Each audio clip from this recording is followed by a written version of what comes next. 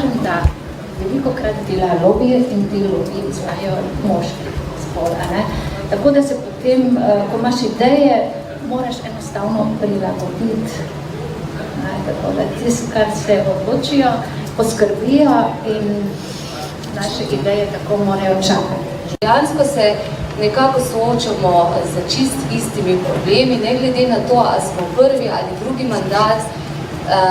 In zato sem bila zelo vesela tega povabila, ker mi pri vsakih lokalnih ali državnih volitvah, bom rekla kar en tak izraz, ki mogoče ni najbolj primeren, ampak mi gre na živce, ker omenjajo žensko kvoto.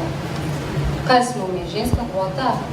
Ali smo mi pripadnice določene politične skupine, ki želi v nekem prostoru, v državi prispevati po svojih strokovnih močeh, da se bodo neke stvari spremenile na bolje.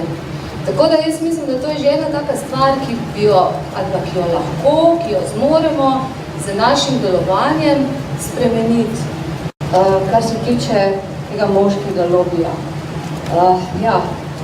Res je, v našem občinskem svetu nas je 5 žensk od 17 svetnic, oziroma od 17 svetnikov. Opažam, da ta moški vendarle drugače delujejo, bolj nekako razpravljajo v enih takih svojih krogih, tudi še kakšni drugi pristopi so bolj prisotni pri moških, tako bom rekla, da se radi zmenijo takole tudi na ulici. Moški imajo veliko več časa za druženje v prostem času.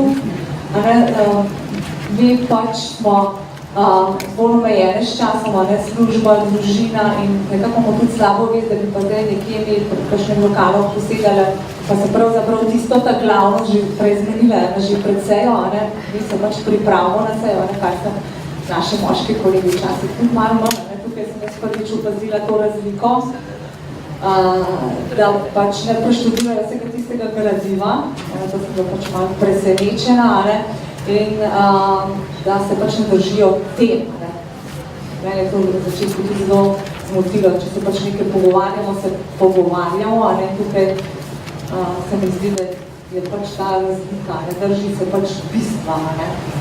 Mene predvsem moti to, da niti povezano s temi ženskimi, kot je bilo rečeno, samo med seboj si dostikrat mečemo koleno pod noge.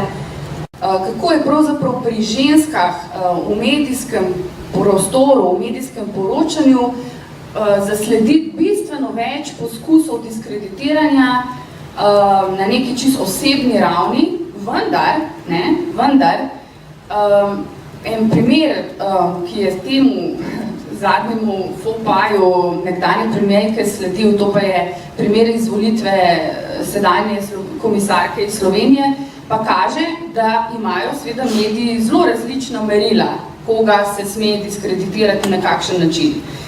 Moja teorija je, da diskreditacija pride takrat, kadar ta političarka nima močnega političnega zaledja in ali ki ni vsebinsko močna.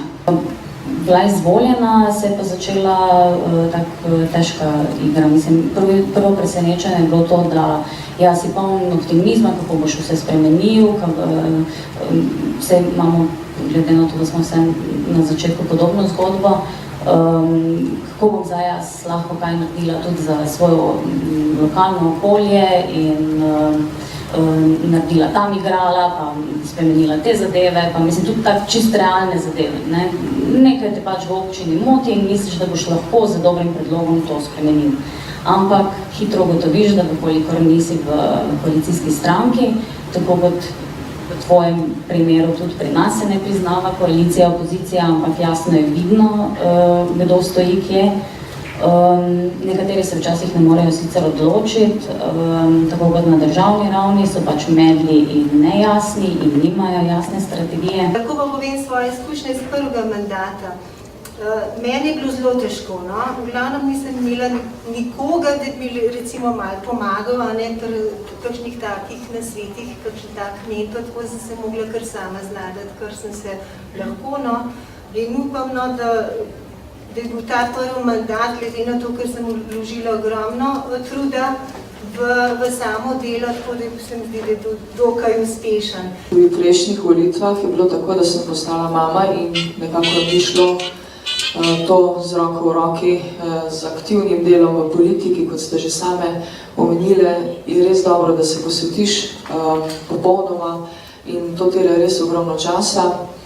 Vedni šovinistični izjavi ali pa kakršnekoli diskreditaciji napisali neko skupno javno izjavo, ki upamo, da bo povzeta, zato ker tudi pač naše stranke lokalni mediji ne želijo povzemati.